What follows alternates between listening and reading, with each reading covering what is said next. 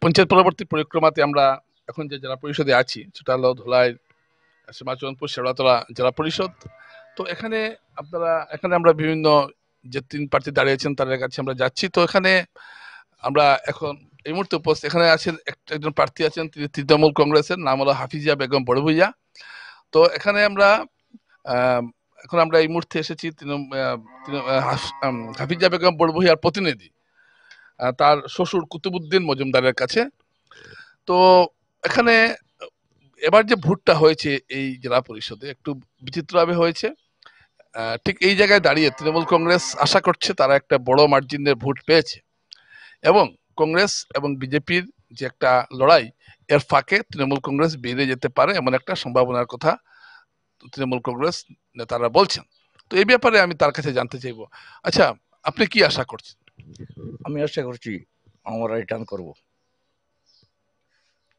আচ্ছা, একটা কথা, আপনার ক্যালকুলেশনটা কি, কোন হিসাবে?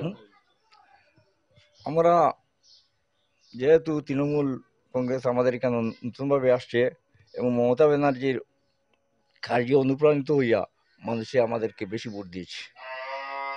কিন্তু এখানে কংগ্রেস এবং বিজেপি দুই ন্যাশনাল দুই পার্টি থাকার পর আপনি কিভাবে আশা করছেন যে আপনি জিততে পারবেন?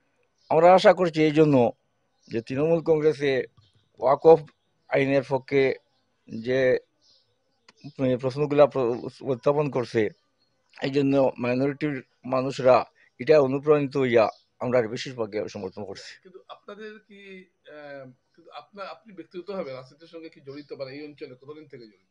আমরা বহুত পূর্বে থেকে এটার সঙ্গে জড়িত।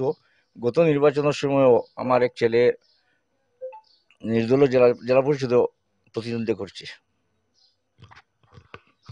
এখানে দর্শকটা, এখানে তৃণমূল কংগ্রেস, যেটা আমরা দেখতে পেলাম, তৃণমূল কংগ্রেস এখানে কংগ্রেসে অনেকটা ভোট কেড়ে নিয়েছে, এটা বলার অপেক্ষা রাখে না।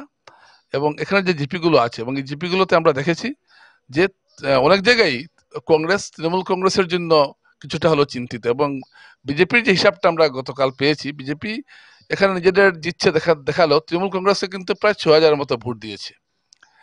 তো আপনি কত ভোট আশা করছেন?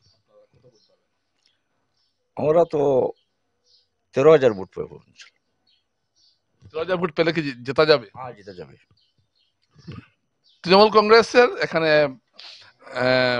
কুতুবুদ্দিন মজুমদার দাবি করছেন যে যে তৃণমূল কংগ্রেস এখানে 13,000 ভোট পাবেন, এবং দর্শকরা 13,000 ভোট কিন্তু আসলে কংগ্রেসের ভোট, যদি তিনি দাবি করছেন।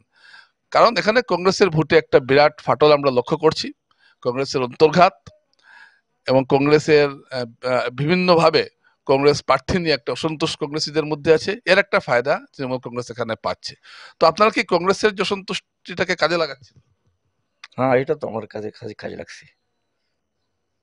কংগ্রেসী যারা, তারা কি এখন তৃণমূলের থেকে ঝুঁকেছেন এই এলাকায়?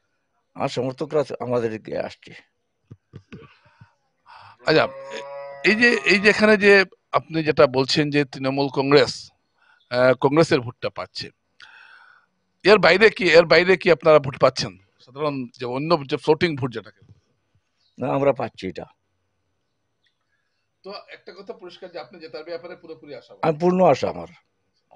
অনেক ধন্যবাদ আপনাকে, যে আপনি তৃণমূল কংগ্রেস বরাক উপত্যকায় একটা আসনে আমরা দেখছি যে লড়াই দিতে পারছে, সেটা হলো এই আসনটি। অনেক ধন্যবাদ আপনাকে।